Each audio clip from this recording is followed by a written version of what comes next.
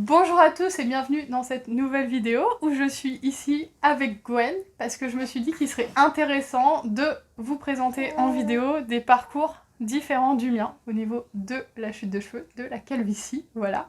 Donc je me suis dit pourquoi pas interviewer des personnes qui, je suis désolée, j'ai une notification sur mon téléphone, ça me perturbe.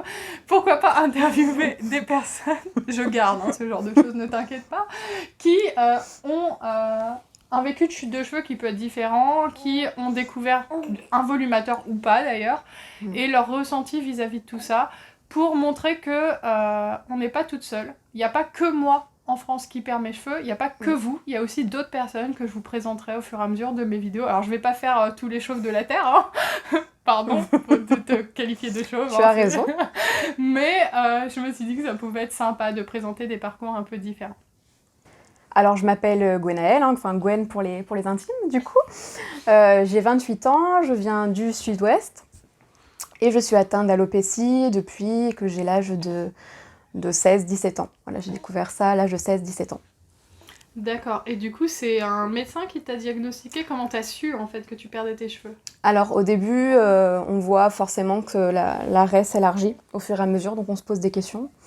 J'ai décidé d'aller consulter une dermatologue et elle n'a pas été très délicate, mais bon, je pense que... Il faut que tu racontes cette anecdote incroyable. C'est vrai que ça peut faire peur, mais je vous rassure, ils sont pas tous comme ça. Moi, voilà, elle m'a dit texto, oui, effectivement, vous avez une alopécie et vous allez ressembler à Robert Hue plus tard.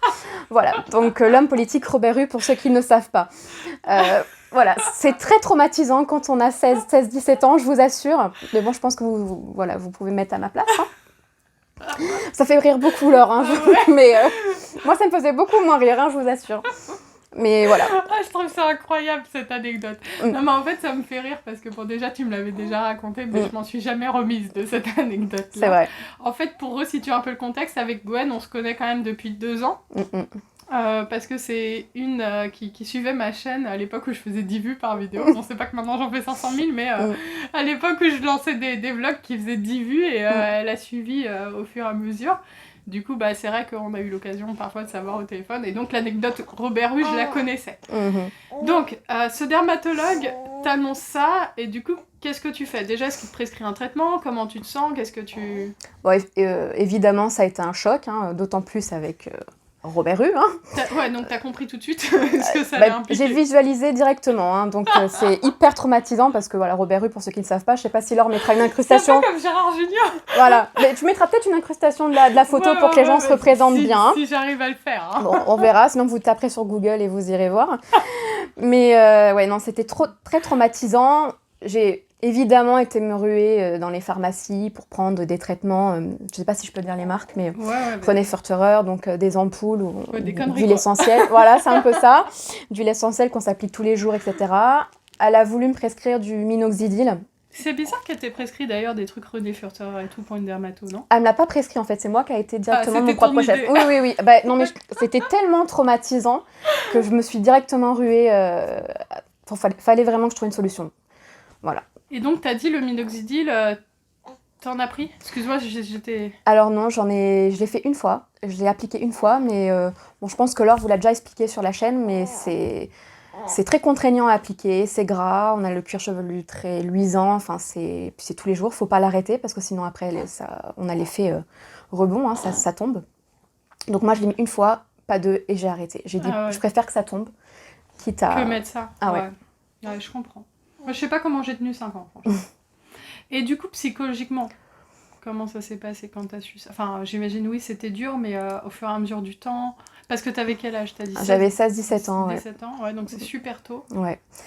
En fait, au début, on se dit oui. En fait, on entend le discours comme quoi, voilà, ça, je vais être chauve, hein, clairement. Mais en fait, c'est pas tellement palpable au début. En fait, on a juste la raie qui s'élargit et tout, donc on se dit bon, ça peut repousser, pas forcément. On a de l'espoir, etc. Mais bon, j'avais encore de l'espoir. Je me disais pas, voilà, ça va être irrémédiable, je vais être vraiment chauve à vie et que ça repoussera jamais. Puis on essaie toujours des huiles essentielles, des conneries comme ça. L'huile de ricin. C'est ça, tout à fait. Ouais, donc t'as essayé ça, l'huile de ricin, c'est pas mal? C'est contraignant. C'est contraignant. Ça sert à rien. C'est contraignant et de toute façon, ça sert à rien parce que ça ne... En tout cas, moi, dans mon cas, je parle pour moi, ça ne repoussera pas. C'est lié. En fait, ça peut servir pour des gens qui n'ont pas ce type d'alopécie, qui ont juste une petite chute de cheveux comme ça, mais pour des gens pour qui c'est physiologique ou en tout cas c'est quelque chose d'hormonal, de génétique qui joue, ça suffira pas, quoi. C'est pas que c'est complètement inefficace, mais ça suffira pas. Non, c'est ça. Clairement, voilà. Donc tout ça, ça a duré quand même plusieurs années. Plusieurs années, évidemment, ça s'est aggravé au fil des années. Ça s'est élargi, maintenant c'est à un stade très avancé. Et c'est devenu un complexe vraiment vers quel âge du coup ? Parce que forcément, en fait, déjà ce qu'il faut expliquer, c'est que on essaie de le cacher au fur et à mesure, donc on décale l'arrêt.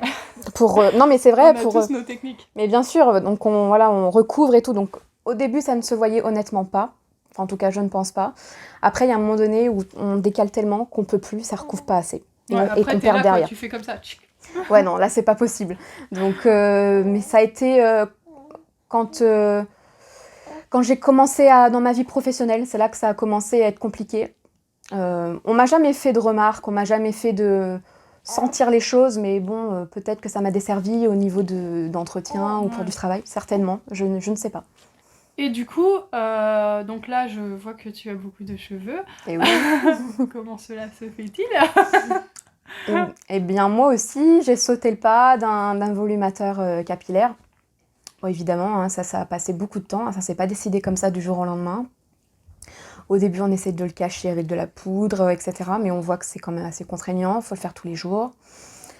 Et puis à un moment donné, je me suis dit, là c'est stop, faut passer au complément. Et j'ai eu aussi, je suis allée en boutique également, une marque très connue. Que j'ai pu promouvoir sur ma chaîne. Voilà, exactement. Où tout ce que Laure décrit, aussi je l'ai vécu, exactement la même chose, les mêmes techniques de vente, etc. Les mêmes prix. Hallucinant. Exorbitants, ouais. Voilà, je cherchais le mot exorbitant. et puis là, je me suis dit, bon... D'accord, puis voilà, avec Laure, on se parlait depuis plusieurs années. Et puis là, on en a discuté, qu'elle montait sa société, etc. J'ai dit, bon, c'est le bon moment. Ok, et du coup, pour expliquer, Gwen, c'est la première cliente officielle pour qui j'ai fait ce qu'on appelle un custom order. Donc c'est une demande un peu sur mesure parce que tu as une alopécie quand même assez étendue et tu voulais vraiment une cape très très large. Qui est du 9x9. 9x9, ouais. Et du coup, c'est pas forcément ce que j'aurais mis directement sur mon site, donc c'est pour ça que du coup, j'ai fait cette commande très spéciale VIP. C'est ça. Et du coup, quand t'as reçu le volumateur, sachant que je lui avais bien précisé que si ça n'allait pas, comme toute cliente, elle pourrait le renvoyer, qu'est-ce que t'as ressenti ? Comment ça s'est passé dans ta salle de bain ? Alors, je me suis dit, oh là là, ça y est, c'est bon, ça commence. Déjà, je me suis dit, là, tu peux pas faire machine arrière, oui et non, mais on se comprend. Ça y est, j'y suis, quoi. J'y suis. Je suis face à la bête. Voilà, je suis face au moment que j'attendais depuis des années, à un tournant, voilà. Alors là, je me suis dit, déjà, j'ai pris dans les mains, je me suis dit, oh là là, il y a trop de cheveux. C'est une masse énorme. Même quand ça allait très bien, j'ai jamais eu une masse comme ça. Alors, donc bon, que j'ai les cheveux très très fins à la base. Après, niveau de la couleur, c'était plus ou moins similaire à ce que j'avais. Donc, pas de souci de ce côté-là. Et quand je l'ai essayé, je me suis dit, oh là là, on dirait Morticia Adams. C'est ça, c'était la référence qu'on avait entre nous, on rigolait entre nous, c'était ça. Bon, c'est normal, après c'est brut, voilà, faut bien se mettre dans l'esprit, comme Laure vous l'avez expliqué dans notre vidéo, que c'est brut, voilà, c'est pas coupé, faut le tailler, le styliser, le désépaissir certaines fois.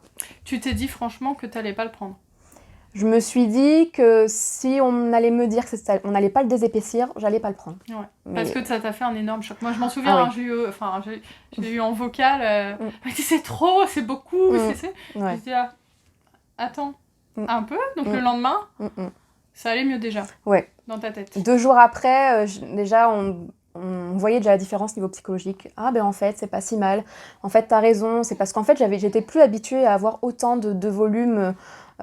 dans ma vie, parce que ça faisait plus de 10 ans que je suis atteinte, donc déjà j'avais peu de cheveux, et là j'en ai quasiment plus. Et tes proches, ton conjoint, il a tout de suite, ça l'a choqué, il trouvait ça trop ou Non, il me disait qu'il fallait que je m'habitue et que c'était parce que j'en avais plus beaucoup. Ouais. Mais voilà. Donc lui, il arrivait quand même à voir que ça faisait normal, dès le départ. Ouais. Et du coup, t'as réussi à le placer tout de suite ou tu t'es trouvée belle avec ? Alors non, je me suis pas trouvée belle avec. Tu trouvais que ça faisait Cadmerade, quoi. Oui, c'est ça. Hélène Ouais, Ségara, caméra, voilà, c'est ça. On a les références. Ça, faudrait que je mette une incrustation aussi. C'est ça. Mais non, je me suis pas trouvée belle. Je trouvais que ça se voyait. Je trouvais que ça faisait fake. Parce qu'en plus, voilà, je suis châtain foncé. Le même, hein. Le même. Voilà, parce que c'est celui-là dont on parle. Hein, voilà.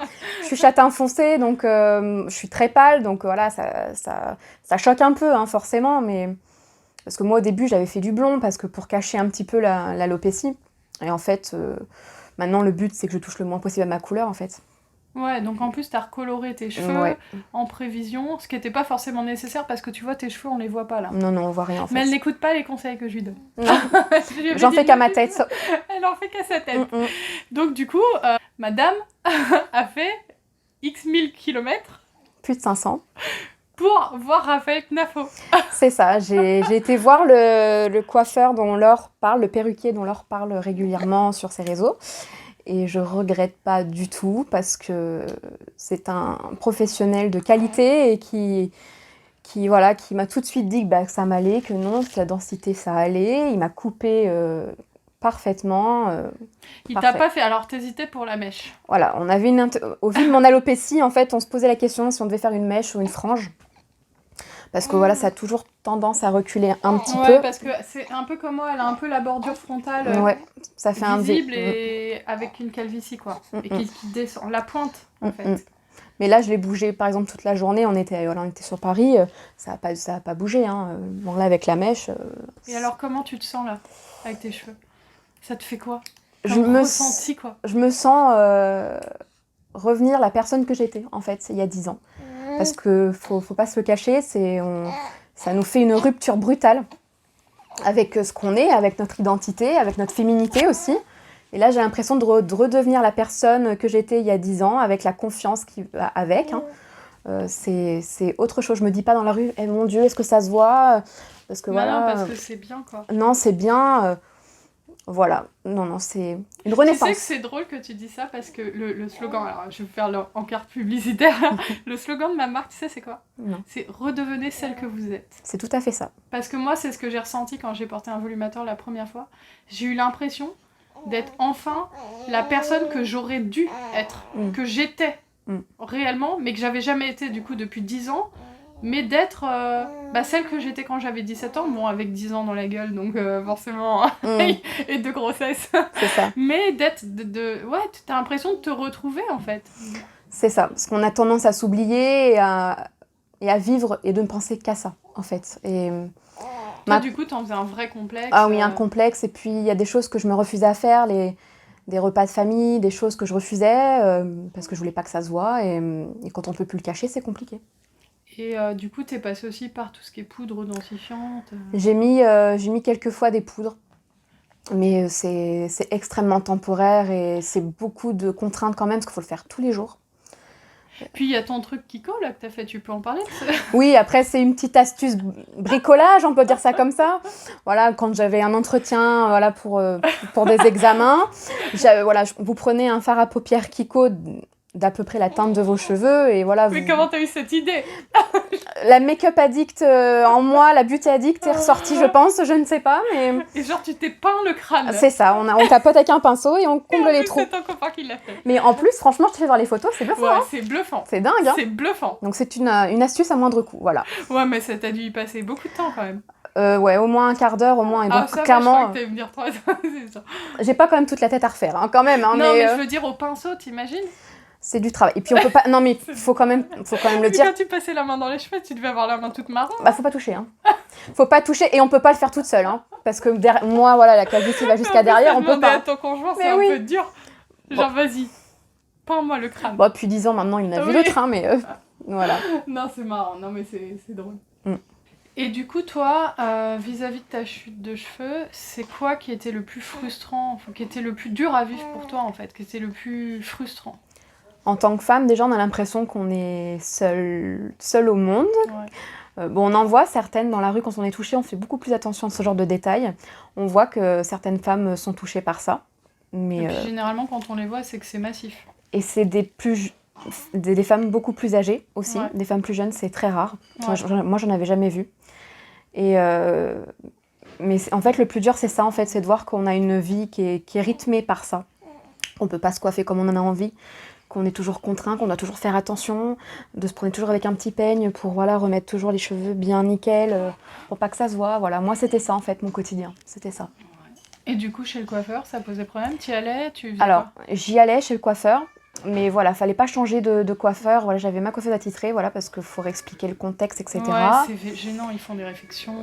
Alors moi, j'ai jamais eu de réflexion, mais on me proposait toujours, mais pourquoi tu fais pas la greffe? Voilà, tu es jeune, voilà, mais c'est des discours Qu'on n'a plus envie d'entendre, en fait. Puis déjà, c'est pas le même prix. Moi, je préfère, voilà, miser sur un complément capillaire. Puis maintenant que je l'ai, je revis, hein, c'est ça, même si je le porte Et encore, depuis c'est moins que le 24 début, heures. hein. C'est ça, là, c'est une nouvelle vie qui s'annonce, en Là, fait. tu le portes depuis ce matin, en fait. Oui, c'est ça. Donc, Mais en fait, ça me fait drôle parce que tu me disais tout à l'heure que c'est limite une autre partie de ta vie. C'est énorme. Enfin, tu te rends compte l'impact que c'est. Parce que c'est vrai que moi, bon, j'y suis passée, c'était un grand changement, mais c'est fou de se dire que pour certaines femmes, il y a un avant et un après, en fait. Ça va changer ma vie parce que ça va plus être un frein à vivre certaines choses. Des repas de famille voilà, où je ne voulais pas aller ou pour pas me montrer. Il y a beaucoup de choses qui ont été impactées en fait. Et là en fait je me dis, non en fait ça se voit pas. Pour quelqu'un qui ne le sait pas, ça ne se voit pas. Donc je vais pouvoir faire beaucoup de choses et avoir une vie un peu plus sociale. Et du coup, ton conjoint, il prend ça comment? Alors mon conjoint, mon mari, il a toujours très bien pris. Il m'a toujours soutenue. Sans problème. Sans problème, ouais. Parce que ça, il y a beaucoup de femmes qui ont un peu peur de ça, de comment ça va être pris et tout, mais généralement, j'ai l'impression que c'est plutôt bien... Non, il a toujours été bienveillant, voilà, il m'a toujours accompagnée au rendez-vous, il s'est toujours libéré au niveau de son travail pour qu'on y aille. Aujourd'hui, il nous a subi à parler de volumateur pendant toute plus de la 6 journée, heures. c'est ça, c'est ça. Le pauvre. Et il y a tous nos messages vocaux qu'on s'envoie déjà. Et qu'il entend, il doit dire les deux, elles sont folles. C'est ça, parce qu'en général, ça dure des longues heures, nos conversations. Et du coup, toi, quel conseil tu donnerais vis-à-vis du volumateur, de l'alopécie, une jeune femme qui a une alopécie aujourd'hui, qui a 20 ans, en gros, tu lui conseilles quoi? De l'accepter, et déjà, c'est pas une mince affaire, de prendre le temps de l'accepter, de le digérer. Et ensuite, de s'adresser aux bonnes personnes, de prendre son temps, de ne pas se précipiter. Ouais. Je sais que c'est compliqué. Ça, c'est important. C'est compliqué parce qu'on se dit que le temps est compté, que voilà, on ne veut pas se montrer une journée de plus comme ça. Mais c'est important parce que c'est quand même, dans des boutiques, c'est des sommes astronomiques. Voilà, leur propose des choses à des tarifs normaux, on va dire ça comme ça, et pour de la qualité identique. Donc, il faut prendre le temps, s'adresser aux bonnes personnes parce que le conseil est bien différent. A été interrompu par mon conjoint qui a toqué, qui ne se doutait pas qu'une vidéo était en préparation. Donc, ouais, voilà, prendre son temps. Moi, ce que je dirais aussi, c'est surtout savoir ce qu'on achète. Oui. Est-ce que c'est du microfilament? Est-ce que c'est du silk top, qui est quand même la meilleure imitation du cuir chevelu à l'heure actuelle? Et en fait, quand on va dans des grandes enseignes, des fois, le prix, ça peut être 800, 900 000, donc ça paraît pas cher, mais ça dépend. Si c'est du lace, c'est ultra cher. Donc, il faut se méfier aussi d'un prix qui vous paraît pas cher. Donc, dans des enseignes, mais même les miennes, hein, je vous dis ça partout, il faut regarder ce que vous achetez. Parce que c'est du silk top, du lace, du monofilament, enfin bref, il faut connaître un petit peu, il faut prendre le temps. Toi, t'as pris, ça fait au moins 2 ans que tu analyses tout ça, enfin 2 ans, 1 an et demi peut-être. Moi, une bonne année, hein, ouais. Qu'on en parle, ouais. Voilà, il faut vraiment être informé. Si tu avais un message à faire passer à toutes ces chauves qui nous regardent, pardon, toutes ces femmes qui perdent un peu leurs cheveux, qui nous regardent. Prenez votre temps pour mûrir les choses et accepter. Toi, tu considères que tu as accepté aujourd'hui ta chute de cheveux? Oui, je pense. Peut-être l'arrivée des 30 ans aussi m'influence là-dedans, je pense. Mais oui, je pense. Ouais, j'arrive à m'en détacher maintenant, je pense. Et voilà. Ouais, c'est vrai que c'est le principal. Bon, j'espère que cette petite interview vous aura plu. Vous pouvez nous donner votre petit avis sur... cette magnifique chevelure. Je pense que ça l'aidera de savoir à quel point c'est joli. Et voilà, et on vous dit à bientôt pour une prochaine vidéo.